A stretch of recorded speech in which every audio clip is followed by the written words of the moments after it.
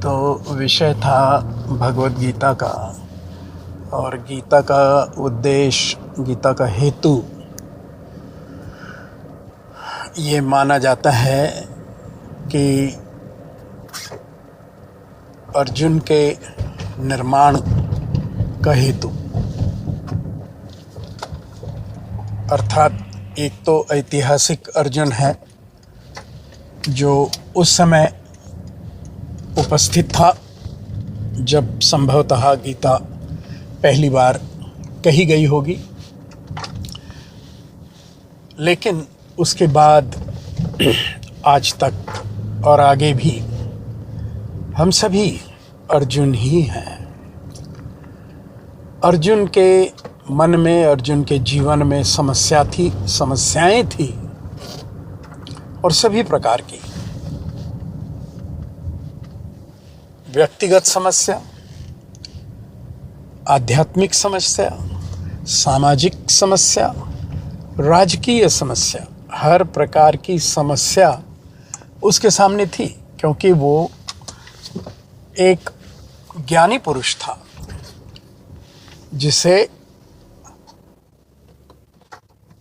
एक राजपुत्र को जो प्रशिक्षण दिया जाता है वो प्रशिक्षण उसे उपलब्ध था, इसलिए सभी प्रकार का ज्ञान उसके पास था।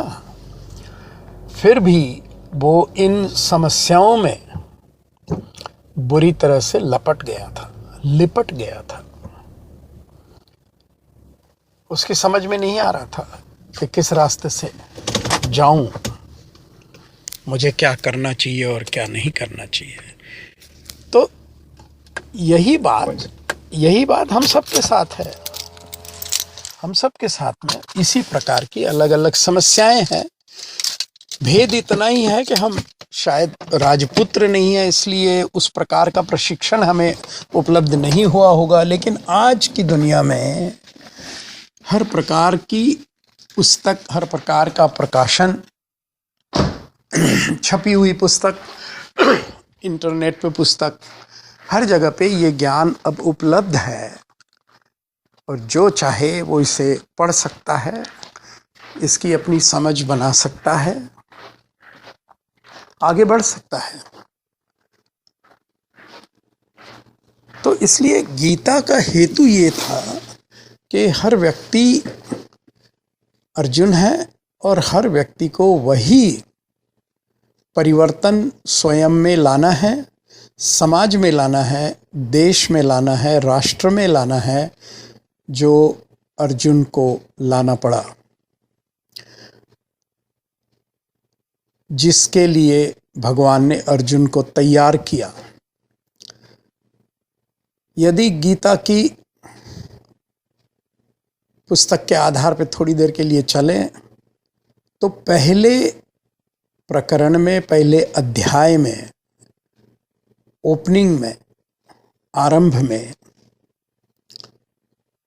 अर्जुन कंफ्यूज था, भ्रमित था। उसके समझ में नहीं आ रहा था कि मैं किस रास्ते से जाऊं, लड़ूं या नहीं लड़ूं, लड़ूं तो किससे लड़ूं, लड़ूं तो क्यों लड़ूं। तब भगवान ने व्यक्ति क्या होता है, मनुष्य क्या होता है, जीवन क्या होता है, जीवन का हेतु क्या होता है,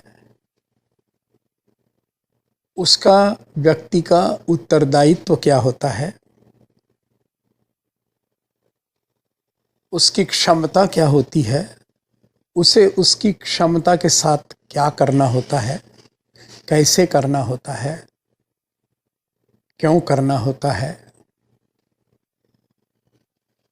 पुरुष क्या है और ईश्वर क्या है, प्रकृति क्या है और कर्तव्य क्या है, धर्म क्या है, उत्तरदायित्व क्या है। ये सारी चीजें, ये सारे प्रश्न, इन सारे प्रश्नों के उत्तर, ये संवाद अर्जुन और भगवान के बीच हुआ। और इस संवाद के बाद ही 18वें अध्याय में, यानी तकनीकी तौर पे गीता के करीब करीब समाप्त होने से पहले, अर्जुन ने कहा, प्रभु अब मैं पूरी तरह समझ गया हूं, कोई भ्रम मेरे मन में नहीं रहा, मुझे सब समझ में आ गया है और अब मैं वही करूंगा जो मेरे लिए उचित है, और मेरे लिए वही उचित है जो आप कहोगे, क्योंकि आप मेरा कल्याण चाहते हो।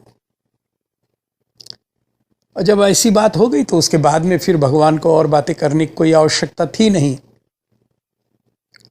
तो गीता करीब करीब यहीं पर, संवाद जो था अर्जुन और भगवान के बीच का, वो करीब करीब यहाँ पर समाप्त हो जाता है। उसके बाद में संजय, जिसको दिव्य दृष्टि दी गई थी और जो इस संवाद से परिचित था, सुन रहा था इसको, उसने अपनी टिप्पणी सुनाई और अंत में उसने कहा कि यदि व्यक्ति को सफल होना है, यदि व्यक्ति को जीवन में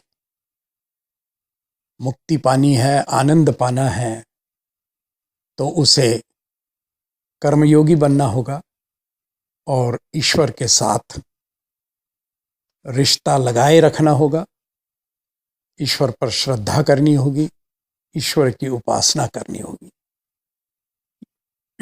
ये गीता का अंतिम मंत्र है। यत्र योगेश्वरः कृष्णो यत्र पार्थो धनुर्धरः तत्र श्रीर विजय भूतिर्ध्रुव नीतिर्मतिर्मम।